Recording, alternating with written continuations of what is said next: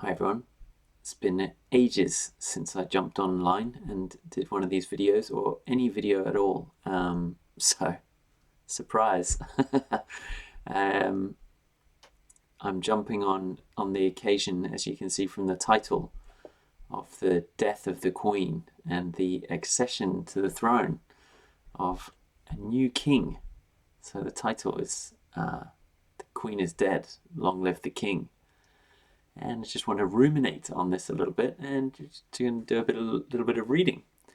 I got a David Starkey book here. He's a historian in England that got cancelled a little while ago. So when he got cancelled, I made sure to go and order a bunch of his books. But he's great. He's a great history popularizer. So monarchy. I remember growing up, especially as a teenager, and in around early 20s when I was traveling and meeting non-English people, and just being asked all the time, like, "Oh, why do you have a monarchy?" Doesn't make any sense, you know. And you know, well, just in comparison, like, "Oh, we have a government," and we would explain like, "Well, we have a government too." It's like, yeah, but you also have a queen, and you spent inordinate amounts of money on it. And there's no real response to that. I think there's no real response to the "it doesn't make sense" argument. And in a similar way to why there's been such a depth of feeling around the death of the Queen, it doesn't make sense, right? I mean, this is someone you don't know, someone born into immense privilege, kind of trappings of imperialism and all kind of stuff we're supposed to hate and everything like that, and yet, I think a majority of people have found themselves being emotionally moved by it, and I definitely have, but that's understandable. I'm English. So there's a sizable proportion of English people who also don't care for the monarchy. That's no secret, and sizable proportion of people around the world. But I think it's surprised people. I think the emotional reaction has surprised people. So, with that in mind, with it in mind that it doesn't make sense, right? It's not rational. It's not rational to have a monarchy, and it's not rational to feel emotional about the passing of the Queen. And at the same time, you could say, well, she seemed like a nice lady. She seemed like a nice enough lady. But I think people have been surprised to find themselves getting emotional watching footage of Charles III ascending to the throne. I think that they feel an emotional reaction to that too, and they're surprised. Well, I can speak for myself. I'm feeling an emotional reaction to it. I'm feeling an emotional reaction to watching this pageantry begin to unfold. All the way down here in Australia, I'm watching it online, and I'm surprised myself to feel an emotional reaction to all of it. A stirring emotional reaction to all of it. Grief for the Queen, and a sense of momentousness at the accession to the throne of Charles. And that doesn't make any sense. That is not rational. So I'm being very deliberate with my words. I want to read an extract from David Starkey's book, Crown and Country. And I want to focus on a section about the French Revolution and the reaction to it in Britain. And we'll see how that goes. I'll skip over some parts and try to keep it a bit zippy. So here we go. King Louis XVI of France was executed on the 21st of January, 1793 on the guillotine, the revolutionary killing machine which had just been introduced to humanize and industrialize the process of execution. The night before, Louis read David Hume's account of the execution of Charles I, but the French king was prevented from recreating any of the poignancy of the death of that English king.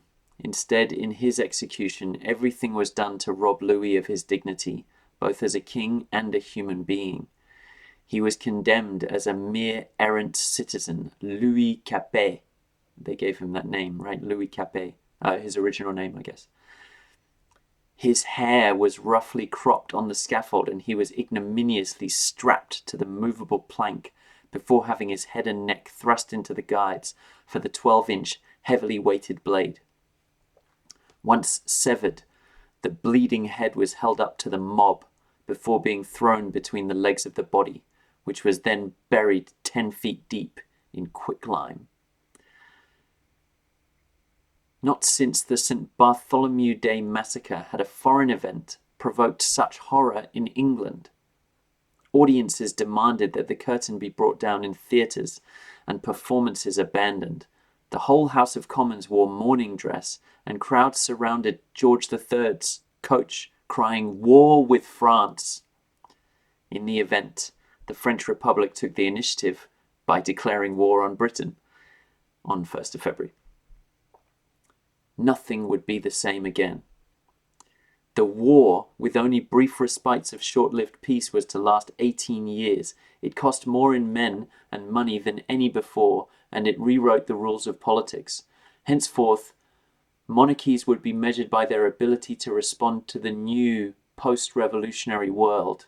Those that could adapt survived. Those that could not died, usually bloodily, which the British would do. Excuse me, I'm messing up this sentence. I've got it now. Those that could adapt survived. Those that could not died, usually bloodily. Which the British would do was by no means a foregone conclusion. Only 4 years earlier, in 1789, when the French Revolution broke out, nothing seemed less likely than this cataclysmic struggle, that's the war. Much of the English elite welcomed the revolution, which they saw in terms of France belatedly catching up with England's own benign and glorious revolution of exactly a century before in 1689. And in any case, they took for granted that the revolutionary turmoil would cripple France as a great power for a generation. Most confident of all was the Prime Minister William Pitt, son of the great mid-century Prime Minister of the same name and known as Pitt the Younger. He had a meteoric career. Barely out of Cambridge, where he had excelled at mathematics, he became Prime Minister and Chancellor of the Exchequer at the age of only 24 in the aftermath of the American War of Independence, and quickly proved as great a peace minister as his father was a war leader. Skipping over a little bit. Not even he could predict that the outbreak of the greatest war which England had ever been involved in was a year away. Okay. One man who did not join in the cheers was Edmund Burke, MP. Of a modest, half-Catholic Irish background, Burke had forged a remarkable career for himself in London as a writer, wit, and politician. Crucial was Burke's interest in the sublime. This he had defined as a young man in a notable pioneering essay, which is the turning point in the whole history of the taste of 18th century Europe, as a sort of delightful horror, a tranquility tinged with terror, which we get from the contemplation of darkness, danger, and death. It was this insight which enabled him to perceive, long before anyone else, the enormity of the passions unleashed by the French Revolution.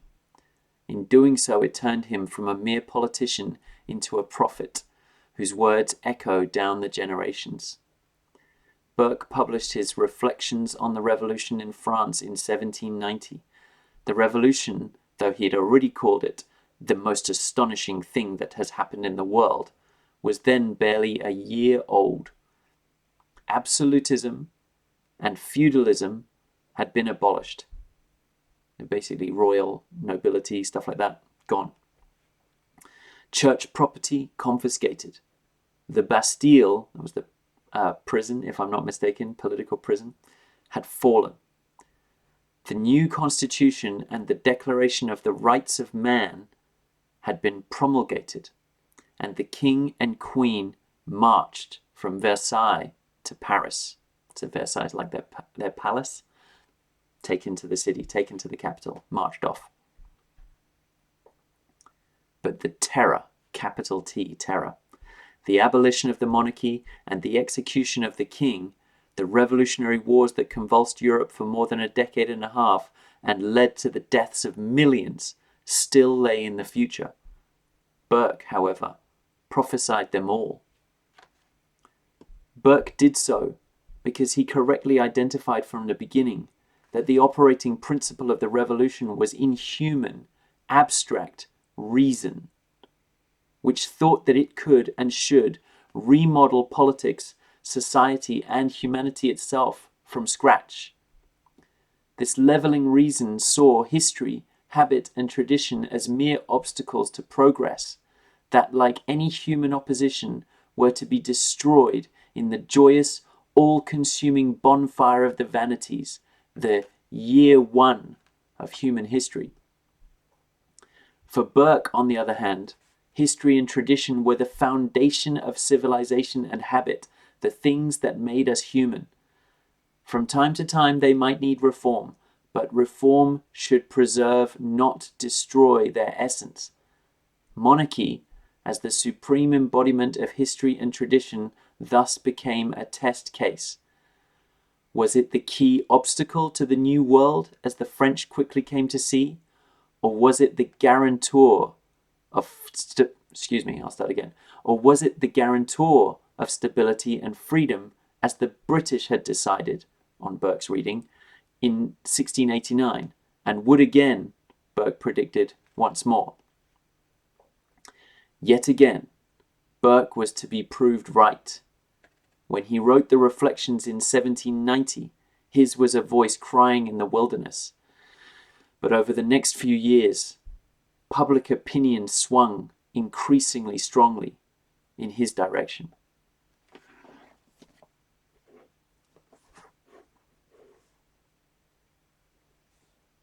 Okay. I think I'm still recording. Yes, I am. The clock is ticking. Okay, so why read a story about an event sort of 300 years ago? Well, I think it sets up a dichotomy in history. Dichotomy is the wrong word. A schism, which has become a dichotomy. Another thing people often ask, I'm getting into dicey territory here, why do the French and the English not get on with each other? Well, and the answer is so easy, right? It's just war. There's just constant war between these two countries. But one of the main reasons that they don't get on still now very well is the French Revolution. The French Revolution is a schism, a massive schism in history, when there was an infection of a complete devotion to human reason. And I've been a cheerleader for reason. I still am a cheerleader for reason. But I've come to realize that dependence on reason is dangerous. Humans, we're not capable of pure reason. I think Kant called it. We're not capable of it. And so if we claim to be capable of it, a form of possession can take hold and lead us to believe that we can remake all of human society from scratch and abandon all traditions. It's a really, really understandable thing to say, thing to believe. Like, how could these traditions, these old fusty rituals that come down to us from 1,000 years, how could they possibly be better than what we could come up with as rational, enlightened beings? How could they be better? Surely we could just scrap it all and come up with something brilliant and much better by doing that. Well, there is a phrase, I don't know if you've ever heard it, he who does not read history is doomed to repeat it. History has proven especially in the last 300 years, and I don't think I'm wrong in saying since the French Revolution, that is complete folly. It's not possible. And sorry, it's very possible. You can try it. But what you end up with is something invariably much worse. And it's because humans are not just rational creatures. We're not. We're partly animal, so we're animalistic, and we're also partly divine. We possess the logos, we possess the ability to communicate, we possess what I'm doing to you now, which is just talking through this magical sphere and just flapping meat parts in my mouth and causing air to vibrate, and you understand what I'm saying. That's not insignificant. That is a divine ability. And because we are partly divine, we need divinity in our lives. Now, divinity doesn't make any rational sense at all, but we need it. And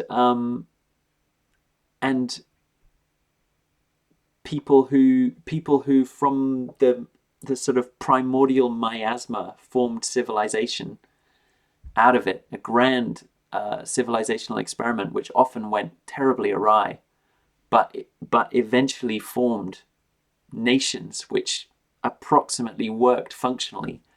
One of the things that they found was that having a figurehead who is somewhere on the borderline between human and divine. Again, I'm getting into dicey territory here, but somehow stands on the interstices of humanity and divinity, really helps stability in the nation.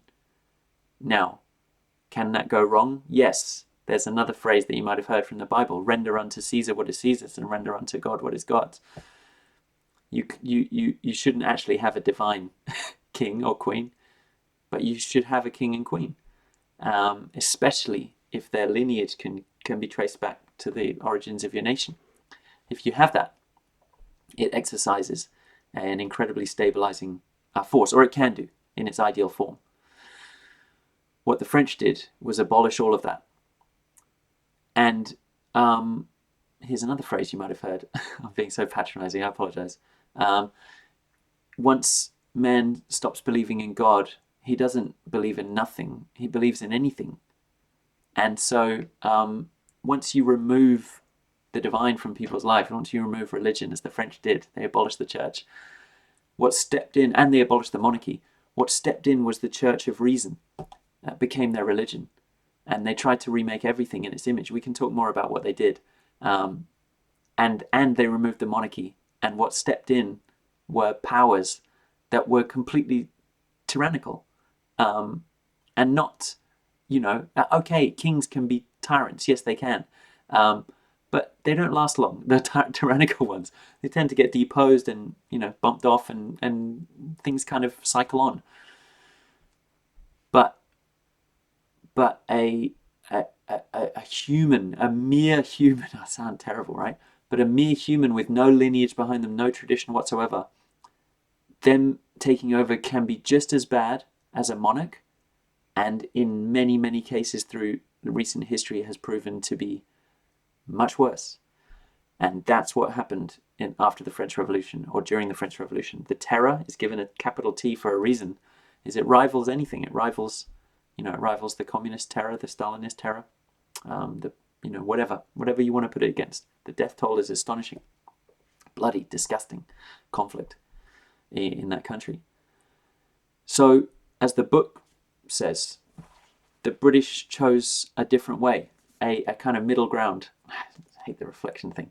The British chose a different way, and that involved keeping the monarch as a stabilizing influence, but removing the temporal power of the monarch, and just having the monarch as a kind of symbol and a bulwark against the tyranny of pure human reason, which can turn monstrous, or which does turn monstrous almost invariably. So where does that leave us? Back to the beginning. It doesn't make any sense, right? It's no reason. There's no reason to have a king. It doesn't make any sense. It's not rational.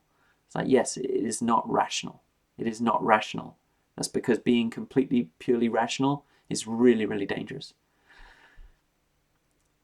And so, if I have any friends in America, you might be wondering, well, America does fine without a monarch. Well, America fought very, very hard to maintain the sort of structure and traditions that underpinned the British culture, even though they booted out the king. So they maintained that there should be some tension between, in the same way that there's tension between the monarch and the parliament. They kind of sort of keep each other in check in a way. That's the whole checks and balances thing that you guys have in America. That's like genius. It's genius. It's taking it to the next level. The Constitution does that. These powers kind of balance each other out. Crucial. Otherwise, one can take over and turn tyrannous, right? The force that's constantly, it's since the French Revolution, trying to take over the world is this human reason, slavery to reason. We see it in fascism. We see it in communism. We see it constantly. It's always the idea, let's wipe out traditions. Let's get rid of the four olds, as the revolutionaries in China called them, and start again. Year zero. That's what they called it in the Khmer Rouge in Cambodia. 5 million dead, thanks to Sartre's Jean-Paul Sartre, another Frenchman, thanks to his philosophies spreading to Cambodia. So what I want to urge people to do in this moment is watch out. And I don't want to, it's not the French, it can affect anyone, but watch out for where you see this French revolutionary tendency creeping its tendrils around the place. Where do you see it? And is it fair to say, therefore, that when we perceive this transition, this death of the Queen, who represents the monarchy in Britain, the institution that stood as a bulwark, a selected bulwark, like the British could have deposed the monarchy. They had a civil war, they killed Charles I. After the civil war, a short time later, in the reign of within two monarchs, at least two monarchs, like Charles II and James, they had a glorious revolution and deposed the king again. Did they get rid of the king completely? Did they get rid of all the traditions? They could have. They didn't. They brought in William of Orange and said, no, we need a king. We need a king. We just need a different kind of king. So those are your kind of pathways: the British way or the French way. And so what was I trying to say? So in this moment when the Queen passes, is it fair to say that somewhere in people's awareness there's an awareness that that's a moment of danger, of fear, that we might lose this bulwark against the French revolutionary infection that was always creeping around the edges, and more than the edges. It's infiltrated everywhere if you look around. I'm not going to give any clues, but it's everywhere.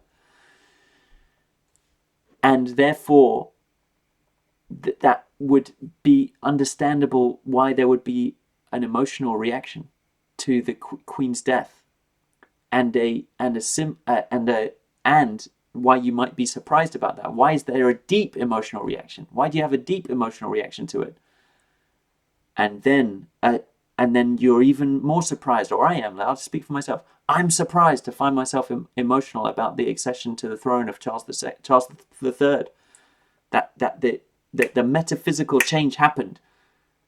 The Queen died, and there was a king immediately. It had to be immediately. There was no waiting. Okay, so why do I have an emotional reaction to that? It's a reaction of relief. The institution is still there. The institution that we selected as a nation to stand against the French revolutionary tendency, even before there was a French Revolution, we knew we needed this. As weird as it is, as old, fusty and weird as it is, we need it. Same way. Sorry, I'll just finish that thought. that's part of the emotion at seeing Charles accede to the throne. As weird as he is, the institution carries on. And in the same way, you look at him accede to the throne, and he's saying things like, "I resolve to be the defender of the faith, and I promise to uphold the Church of England, the true Protestant faith, very specifically, not Catholic, not the Church of Reason, not anything else. It's like the Protestant faith." So okay, there's another bulwark. And on a personal level, spirituality is that as well. Spirituality, and by that I specifically mean religion, doesn't make any sense. That's not rational, and yet humans need it. If not, if you can have education or no education, that won't ensure broad level stability. And I know I'm getting into dicey territory, because you're looking around and you're thinking, religion, what the hell? Religion's caused so much evil on the planet. It's like, we can discuss it another time, but it's not that simple. And so that's a topic for another time. I won't get into it now. I'll leave it there. But I just wanted to address some things and just say, with all of that in mind, with how unreasonable it is, and how lacking in rationality it is, I believe that that's part of the reason that we say, and I now say, with some feeling, the Queen is dead. Long live the King.